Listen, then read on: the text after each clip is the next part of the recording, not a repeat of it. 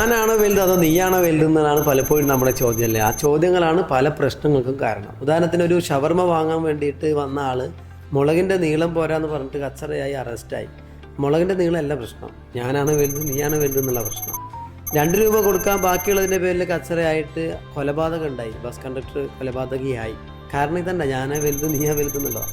ഇത്തരം ചിന്തകൾ നമ്മുടെ മനസ്സിൽ വരുമ്പോൾ ചിന്തിക്കേണ്ട ഒറ്റ കാര്യം, പ്രാവുകൾ ഉറുമ്പുകളെ കൊത്തി തിന്നു. എന്നാൽ പ്രാവ് ചത്തു കഴിഞ്ഞാൽ ഇതേ ഉറുമ്പുകൾ പ്രാവിനെ തിന്നു. ഒരു മരം കൊണ്ട് ആയിരക്കണക്കിന് തീപ്പെട്ടിക്കൊള്ളികൾ മാച്ച് സ്റ്റിക്ക് ഉണ്ടാക്കാൻ പറ്റും. എന്നാൽ ഒരു തീപ്പെട്ടിക്കൊള്ളി വിചാരിച്ചു കഴിഞ്ഞാൽ ആയിരക്കണക്കിന് മരങ്ങളെയും കത്തിച്ചാമ്പലാക്കാൻ പറ്റും. നമ്മൾ കുട്ടിക്കാലത്ത് നമ്മളെ നോക്കി നമ്മുടെ മാതാപിതാക്കൾ വലുതാകുമ്പോൾ അവർക്ക് സ്വയം ജീവിക്കാൻ കഴിയണമെന്നില്ല, അവരെ നോക്കേണ്ടവരായി മക്കൾ മാറും.